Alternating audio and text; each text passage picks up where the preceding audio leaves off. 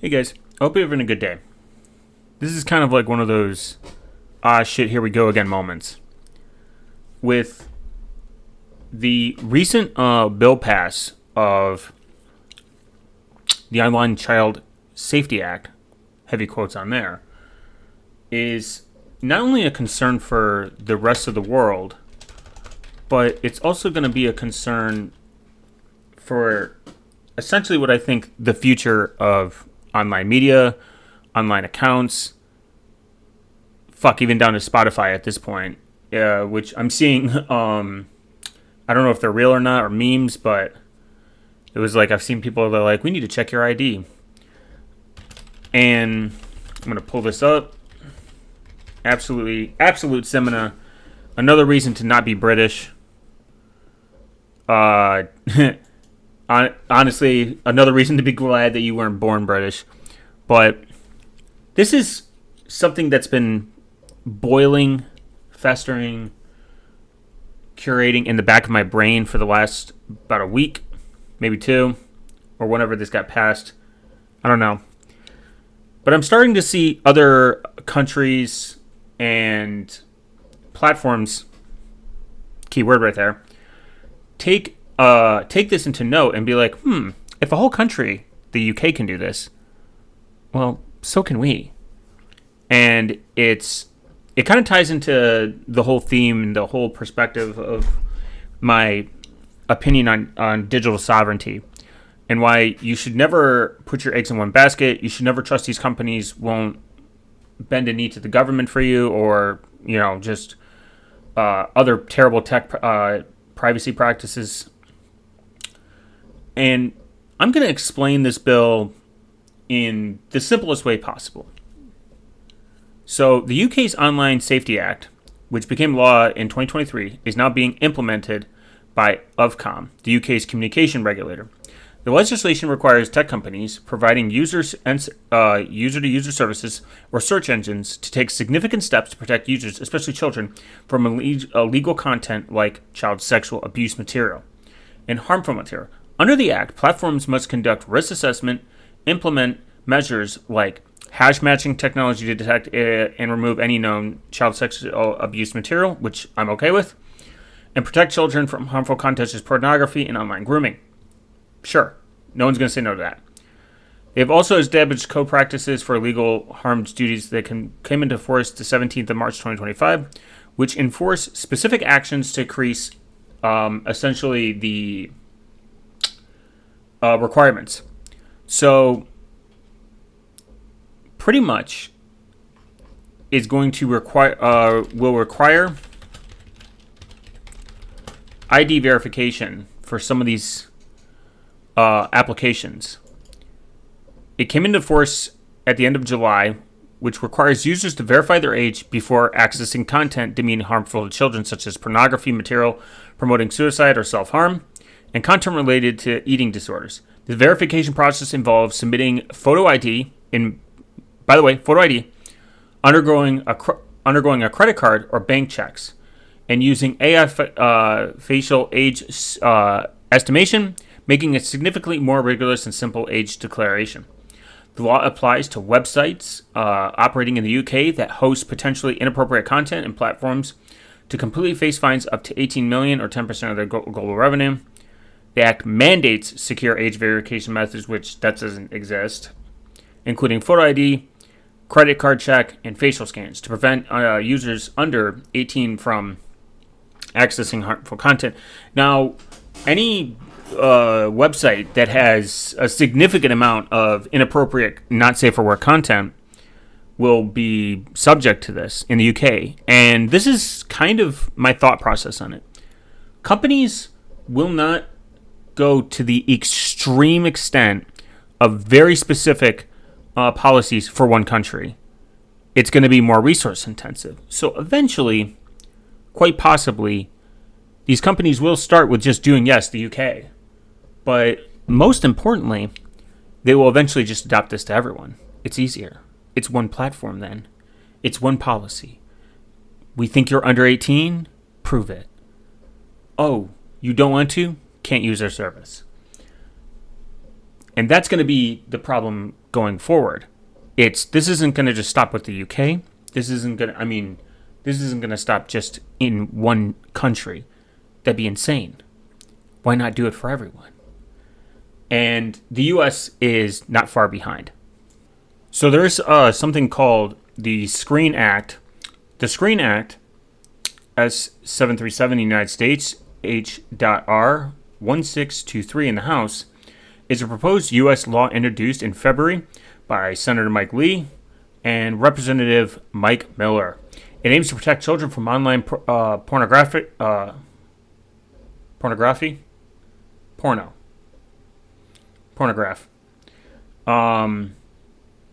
Pornography. Why the fuck can I say that? Pornography by requiring websites that contain content deemed harmful, quote unquote, harmful to minors, to verify the age of their users before allowing access. This would apply to commercial pornographic websites and potentially other platforms like social media or fanfiction sites like A03 if they contain such content. The law would mandate the use of technology verification measures such as third-party age verification services to ensure that users are adults. These services might require users to submit government-issued ID or biometric scans like facial recognition. The bill explicitly states that they simply are asking users to say they're over 18 is not enough, which is fucking crazy. The law is designed to prevent minors from accessing harmful content online and would be enforced by the Federal Trade Commissions, which could impose fines, conduct raids, or freeze bank accounts for violations. The bill's proponents argue that necessary update to protect the children's safety online, while critics warn that it could lead to mass surveillance, create an insecure database of sensitive personal information, which is true, like the driver's license and the passports, and enable censorship of legitimate content. There is also no speculation that the broad definition of harmful to minors could impact content like anime, though there is no direct evidence the bill aims to ban anime specifically. The bill is currently in the early stages of legislative process awaiting committee review. I do see some notion that it would not most likely get passed. It's not getting a lot of traction. Probably not a lot of support. Hopefully not a lot of support. And if your representatives do support this, they can go fuck themselves. There's two problems with this on the surface level. The wording, which pornographic can apply to anything, and the other big issue is to hypothetically screen people for stuff that they're viewing that I feel like they have a right to. We can go back and forth and argue all day and say like, oh, kids shouldn't have access to porn. Sure, whatever. That's a parent thing though. Your parents should be parents. Get involved with your children. There's tons of resources online. You don't have to get them a fucking smartphone. They don't need a smartphone to exist in society. This whole like guilt tripping bullshit. They're like, oh, he'll get bullied and made fun of. Who fucking cares? Kids are gonna bully you over anything. This is something that I'm gonna shove deep down into people's thoughts. Is you do not need to give a kid, a fucking smartphone. They can survive without it. Like, get them a flip phone. If your primary goal is to eliminate the idea of them having access to them, first have a conversation. Just have a conversation with them. Be like, hey, probably shouldn't go on porn sites, and that's it. It's not good for you at this growing stage of your age, and that's it. Whatever. Now we're going to get into the technical part. Everyone has a brother. Hey, bro, let me borrow your ID. Or, hey, sis, let me borrow your ID. I want a goon. Or I just want to use Instagram or Discord or anything. Anything that this law even touches. There's literally other countries where they're just going to use a VPN. And then if they find out that you're using a VPN and they require you to upload ID, just upload your brother's ID. Upload Roblox characters or Gary's mod. Or there's going to be people that are going to run into issues that look, quote unquote, younger than 18. This exists. You can't determine. It's very hard. The idea that you can determine someone's age just by looking at them is insane and weird. I don't assume people's age. I ask for it like a normal adult. I don't assume people look grown or older or look younger than they really do. That's just, I don't know. I think people do that. Like, it's weird to me, but whatever. Side rant, I guess. The other underlying technical issue is it's got to be stored somewhere. It's going to be stored somewhere. It's not even a question. It's not if, when this database will now be a target and then get compromised. And now you can't, you got all your shit fucking leaked out there in the fucking world. Like, knows where you live. And then you can then find a treasure trove of information for that. I mean, like, it's not even that crazy. Another problem with this in context is people that have access to this kind of information, like, because they want to explore their sexuality, etc., are gonna want to do it anyways. They don't probably have maybe the resources. This isn't crazy, but like, they don't have maybe the resources to talk to a therapist or friends or family about things that they're trying to figure out. I don't think it's inherently harmful to access an online forum for people that have questions about stuff like this. This isn't like, but if this forum is depicted too quote unquote inappropriate, then what do? You show your ID, and now you're exposed you're throwing your shit in some fucking database that's inevitably going to be dumped. But I digress. The other underlying issues, besides the fact that people are just going to fraudulently use other people's IDs that are of age to do this, it's just just another layer of tracking. A massive layer of tracking. And it's unneeded. It's not welcomed. I shouldn't have to worry about uploading my ID to do stuff on the fucking internet. It's crazy and retarded. But, rant aside, what do you do? Because I'm just some guy yelling into a mic at the end of the day. What you do is, you go to protocols. You go to protocols that don't require or are never going to require this, that are going to fight against it. Now, Odyssey, I don't know how they're going to handle it. They say that I don't think they're going to have to because they're technically decentralized. I would like to see how they're going to handle it, but I know of one platform that you're not going to have to worry about. It's called Nostr. Pick protocols over platforms. Now, Blue Sky says that they have to enable this in the UK government, but if they find out your account registered under the UK and you don't, they just limit your app, but they don't completely ban it. Now, is that kind of lame? Sure. But whatever. I mean, they're a company. They're not going to kneel for one country. No company is. Email. Think of email. It's a protocol. It's very, very difficult to censor stuff that is based on protocols. So I'm going to go over Nostr for a little bit. If you want to skip this, skip it. If this bores you, exit. No harm, no foul. So Nostr is an apolitical communication commons, a simple standard that defines a scalable architecture of clients and servers that can be used to spread information freely. Not controlled by any corporation or government. Anyone can build on Nostr. Anyone can use it. Simple. It's not free speech, any political affiliation, nothing. It just is a protocol to help be censorship resistance in the sense of banning. Anyone can use it. Doesn't matter. You don't like someone? Unfollow them. Block them. Simple. I'm going to give an example. I was using Twitter. I said something. I got banned for 7 days. That's not going to happen on Nostr. It can't. My account's forever. Now, we're going to go over the technical part again if you want to split this, but that's fine. I'm on the Nostr.com. I don't know if it's official. I think it is. Like the internet, internet itself, it's open and chaotic. And it's pretty much cryptographically signed notes. It uses smart clients as user agents and relays as distribution centers. These are the servers that notes are published to and read from. They cannot change the content of the notes that would invalidate the signature, but they can decide what to store and for how long.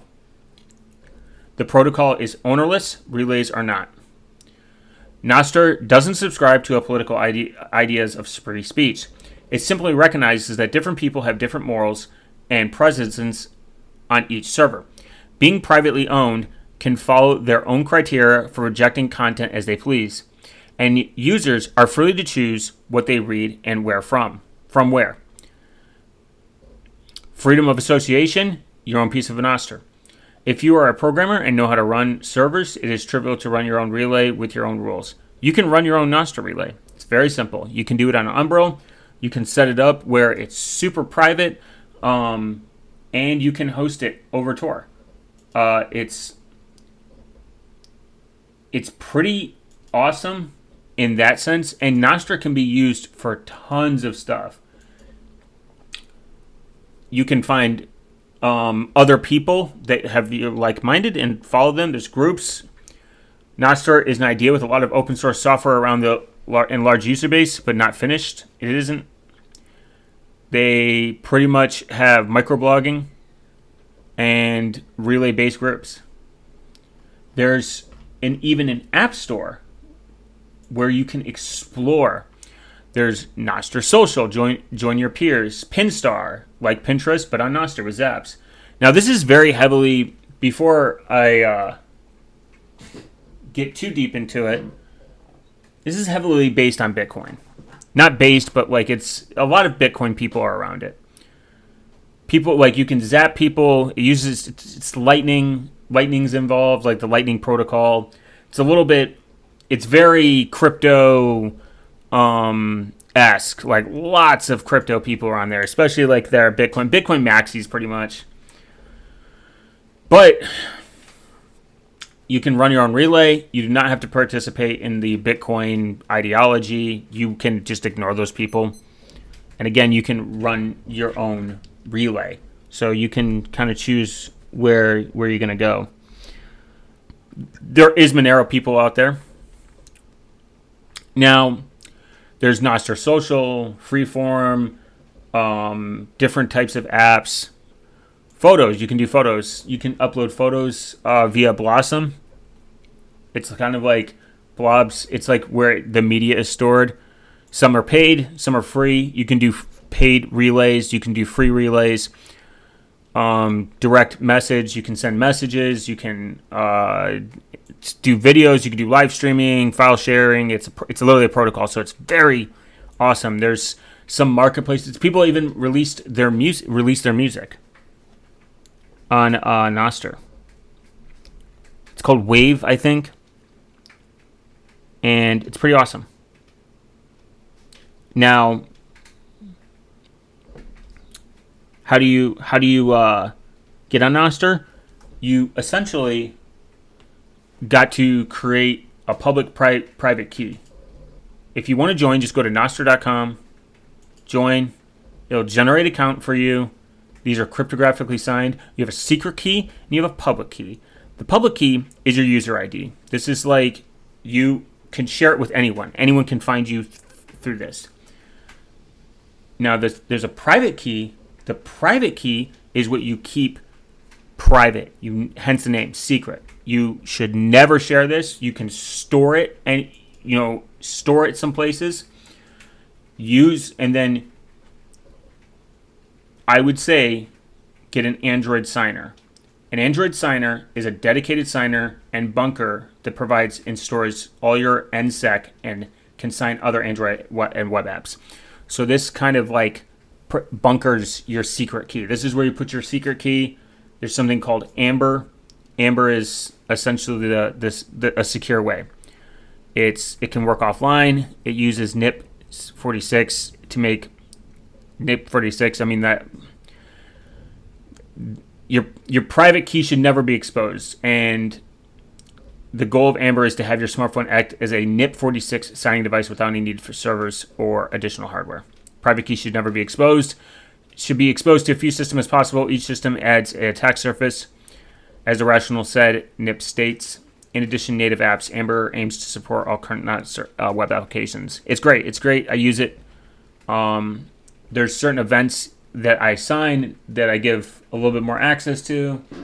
And then there's ones that I give no access to. It's just like read only. I mean, that's what's cool about it. And Nostr is a huge community. Now, what makes this protocol great, just like email, censorship resistant. So how does it entirely work? I mean, you could go over, pretty much the user chooses their outbox relays. They write their notes, and they send their notes through the relays, and those relays relay them. If someone files you, like when somebody reads your notes, you pretty much you look up their account, and you like follow them, just like anything else. There's ways you can read. What do you call it? Nostr, like you can do RSS feeds to Nostr. You can do like there's so many different applications that you can connect to Nostr because it's a protocol, and that's what's good about it. Another protocol is Blue Sky. Blue Sky is a protocol. Technically, not as cheap to run, and the AT protocol is maybe a little bit less. I think because it makes it a little bit more difficult to set up, it is a little bit harder to set up. I believe that makes it a little bit more kind of L, but it's still a protocol. And they're not they can't enforce the ID because you can run your own relay. Technically. And then Nostr, you can, boom, run your own. Okay. So there's another. So I'm going to give some advice on where you should start on the pretty much the decentralized part of it, and how to avoid this altogether. First off, not only don't put your eggs in one basket, but most importantly, you want to spread your information. Now, in the terms of blogging, if you have a blog through Nostr, there's actually something called it might be a little bit harder to get the traction in the beginning, but you got to start somewhere. And there's so much you can discover. So blogging wise, if you have a blog, you can get something called Habla, a long form content for Nostr. You can do Obsidian Nostr Writer, where you can use Obsidian. It's a plugin. Directly publish your articles from Obsidian to Nostr with a couple of clicks. You can accept zaps as forms of payment, so you're kind of like decentralizing you are fundamentally decentralizing the payment process, whether you agree with Bitcoin or not. You can actually use Feeder. You can get a RSS feeder to work with Nostr. It's kind of cool. There's group chats, blah, blah, blah, like I said earlier. And same thing with your music, you can release it on Nostr. There's just so many endless possibilities. So I'm thinking about, in perspective, what are the apps that most people use? I mean, there has been the meme of there's only 4 apps. We only use 4 apps, and they all share each other. they're all like connected to each other. So, in the terms of protocols and being as censorship resistant as possible, I think of like just the average user. The average user probably cares about storage, like where do they put their haha funny photos, their social media app, where they put their haha funny post, and shit. I mean, texting, I guess. Now, Average user, switch to Nostr, safe harbor your private key like a password, share your public key with everyone else. Step 1. Step 2, I've talked about this before, private.storage. It's built on a decentralized technology called Tahoe, LAFS, the least authoritarian file storage, or Tahoe LAFS, is a free software, decentralized, encrypted storage system. These are great. Their pricing is cheap. And it being very inexpensive, for $6.50, you can store 30 gigs months of data. For example, you could store about 30 gigs for 1 month, 10 gigs for 3 months, or 3 gigs for 10 months. So, not bad. How is storage time anonymous? They detach the user's online activity from an account or specific payments, etc. So if you have, like, say, 6 gigs worth of photos, just back it up. They have an About Us, a blog. They've been around since 2013. Yeah, they've been around for a long time, so they're not going anywhere. And the last update was 24 of October, so about a year ago. They have an Android app. Don't know about iOS, but you can just use probably like a progressive web app. And they have pretty good features. I mean, it's encrypted. Client on the client side. Accountless authorization. Distributed and redundant. Recoverable. Storage time. So more for your bang. There also is IPFS, but, you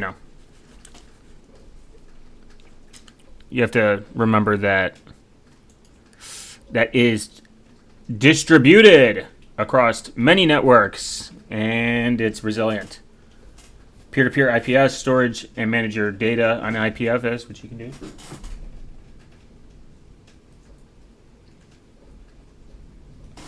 And there's apps, some apps that support IPFS, which is pretty good. They got some browser integration, super awesome. Love IPFS, but private storage is probably going to be the most user-friendly. Then there's, besides the apps, besides that, and texting. Texting, I would do probably like Simple X. Simple X is probably going to be the most decentralized. You can use Flux servers. You can host your own relays, making it more decentralized. Flux servers, Flux AI is kind of interesting. I'll just pull it up. You're going to get a lot of crypto shit when you go around, and the word flux is used in crypto for so much. Pretty much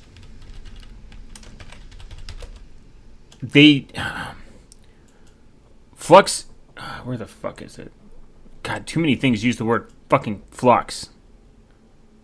There we go.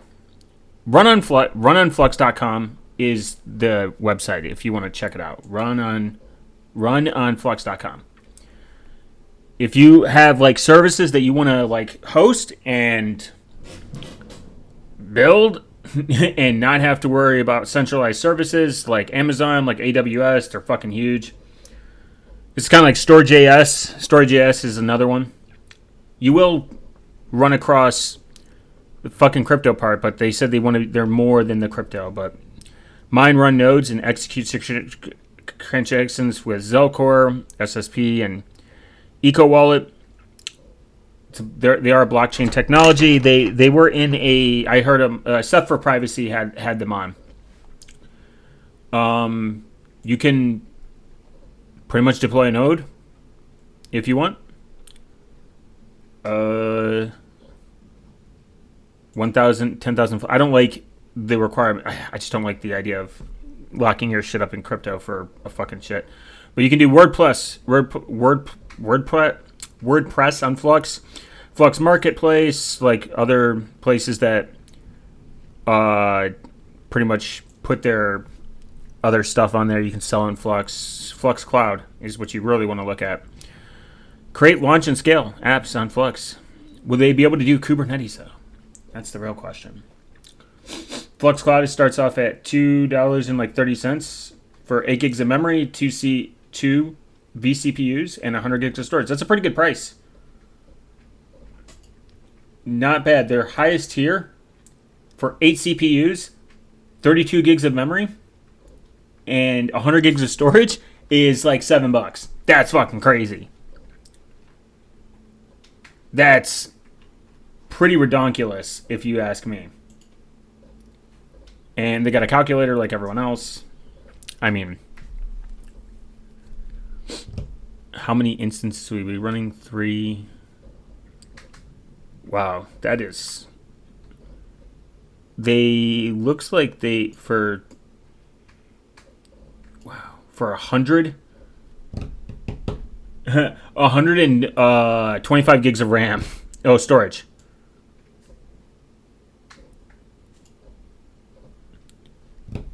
Wow, that's crazy. And you could run a Monero node on this probably. Let's see. Let's do, for just the growth of Monero, 300 gigs of storage. 2 CPUs. Well, overkill. $10 a month. You can go way cheaper than that. I mean, the storage is 8. You can get it down to probably like $8 a month. Or you can do just a preset configuration for 50 gigs. I mean, you would need, damn, that's not really a good that's kind of like a 3 nodes. I don't know. I'm just throwing it like out there. Like, you can launch a WordPress for $8. Not bad. It's got contract length, like 12 months. They might give you a discount. I don't know. Yeah, 5% discount, $95 for WordPress. That's not bad. For your standard 40 gig SSD, Flux Drive, if you just want to store, back up your files, 10 gigs is 50 cents a month. That's crazy. Wow, that's really good. 100 gigs is $5 a month. And you can do a customization. That's kind of awesome. Like, not bad for the drive. And I mean, like, you're not really going to beat that.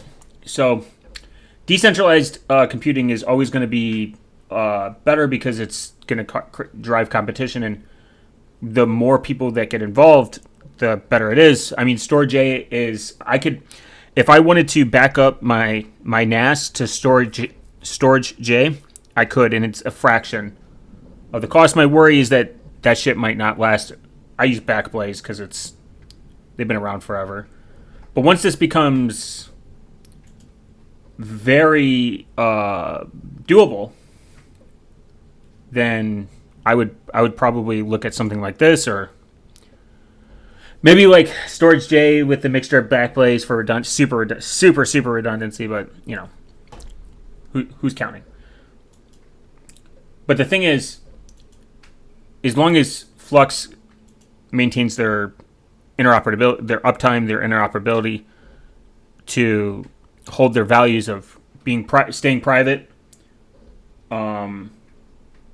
stay censorship resistant. Same thing with IPFS. Same thing with Nostr. Your worries of being canceled on the internet it goes away. It's almost like leaks. Now there are some cons which I'll get into, and you have to take these into account, and I'll explain why. Because I was not really aware of it, or I didn't really think about it until then.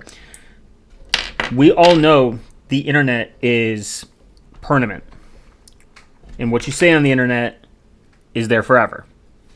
That's not a crazy take. That's not an idea that I came up with. It's just the reality.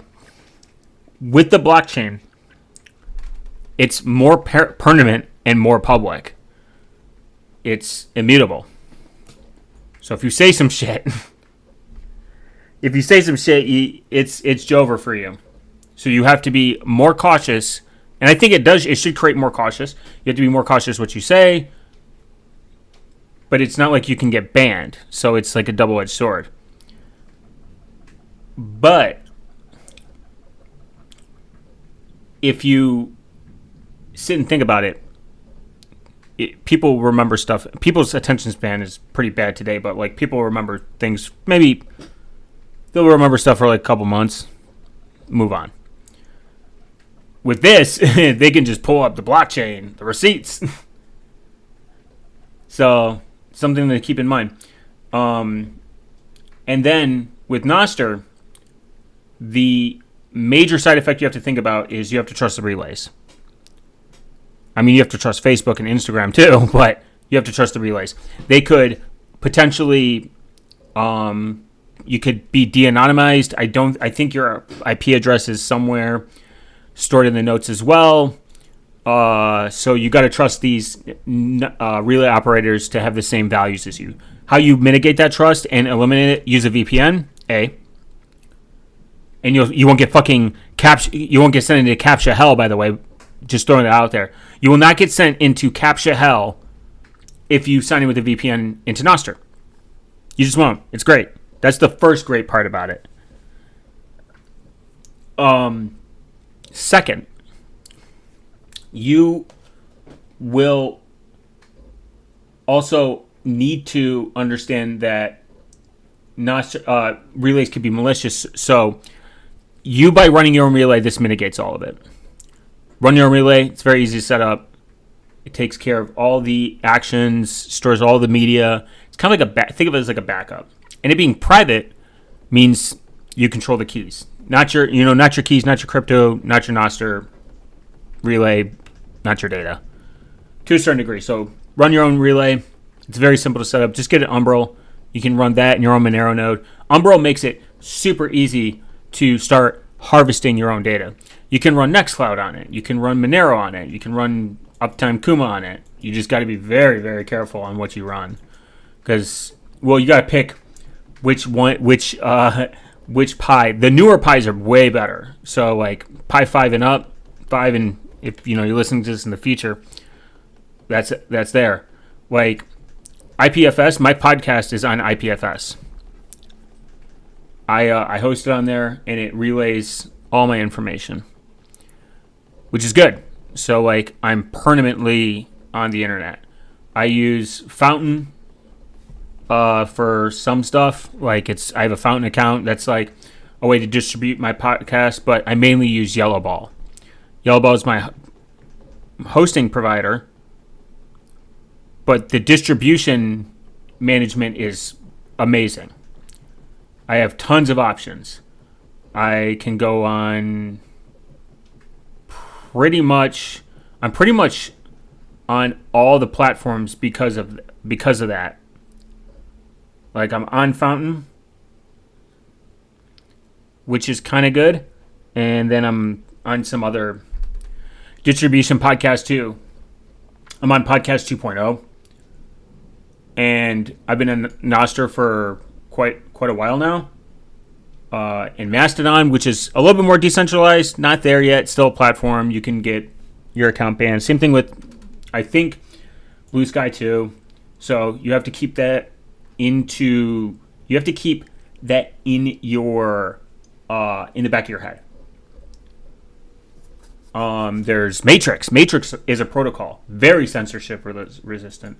There's some concerns about security, so take that with a grain of salt. I would just say opt for a Simple X. Simple X, it's literally the best. It has groups, it has rooms. You can do video call, you can do regular call. If you don't trust it, run your own relay. The more options these companies give you to run your own relay, the more you should ensure that this is a good idea. And I mean, just you can then once you start going down the decentralized rabbit hole, you're like, oh my god, there's so much out there that I just have never even heard of. So it definitely exists, and I would definitely recommend people to check it out. But start with Nostr. It's kind of like crack or something. It's your first hit. Start with Nostr. Just inject it a little bit, smoke it a little bit, whatever, however you want to look at it, and fucking just go from there. Learn to get away from these centralized platforms that do not care about your privacy, they do not care about you, and they do not care about their original vision of connecting people. All they care about is kneeling to the government, which is, whatever. They're going to. And they're set in place to just mine your data. That's it. Once these government agencies figured it out, they're like, oh, there's only 4 apps and everyone's using them and it's hard to leave and all their data's there. Think about it. Didn't really take much thinking to get beyond that. It's social media is now just a giant sheep in a wolf in sheep's clothing. It's like it's masking itself as to protect the children bullshit is a huge mask, a huge wolf in sheep's clothing, like literally. I mean, it's kind of cringe I'm using that, but easiest way to explain it. These politicians, these companies do not fucking care. I mean, that's like plain and simple. They're using all these insane laws and regulations to do it. To pretty much, quote unquote, protect children, like how we did a war on terror with the Patriot Act that was supposed to stop terrorism and money laundering. That didn't fucking work. DA, war on drugs. That didn't fucking work. I mean, the list goes on. It's... And the thing is sucks is when you fight against this, people look at you like you're crazy. Like you don't care about children being exposed to some of these awful industries that do exploit them. I mean, it's just a different conversation you got to have with people. And it's about kind of like how you present it. Don't have your kids have a social media account. Don't upload your children's face to social media. It's that simple. Don't have to get them a smartphone. Just give them a fucking flip phone. You are downgrading the security by not allowing them to use Signal, sure. But if your kid's just calling and texting you, and only you, then I don't really have an issue with that. And when they become an adult, then switch them to better encrypted, end-to-end encrypted communications. Or if you're going to get them a smartphone, just set up a parent account. Unironically, Google and Apple have very good parental controls, and then you can use something like NextDNS because they're not going to fucking know. You change it in their DNS settings, lock it down so they can't change it, and then boom, you can now block all these sites on the DNS level, no matter where they're at in the world, no matter what website they're on, Wi-Fi they're on. They're not doing it at least, and you're doing the best you can. Doing is better than, and trying is better than not doing it and just letting your children run free, unsupervised on the fucking internet like TikTok and Roblox. And all these other fucking awful places that probably exist. But, again, I digress. YouTube is rolling out age verification too. This is the last segment and the last part before I dip, but, it is... YouTube has been testing a new AI-powered age verification system in the United States starting on August 13th. The system uses artificial intelligence to estimate a user's age based on their viewing habits, such as types of videos watched and the categories of content consumed, rather than relying solely on the birthday provided at the account creation. This is fucking insane, by the way. And there is no act like the Child Online Safety Act in the UK. This is just YouTube deciding to do this. And Spotify and all these other countries are jumping on board.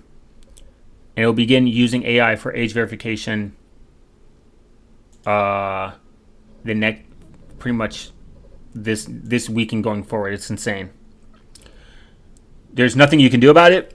If YouTube forces me to do it, I'll abandon it. I'll abandon YouTube in a heartbeat. Unfortunately, as much as I love all the people that have subscribed to me and watch my videos and give me their time, I will not hand YouTube that kind of information, especially when I do it for free.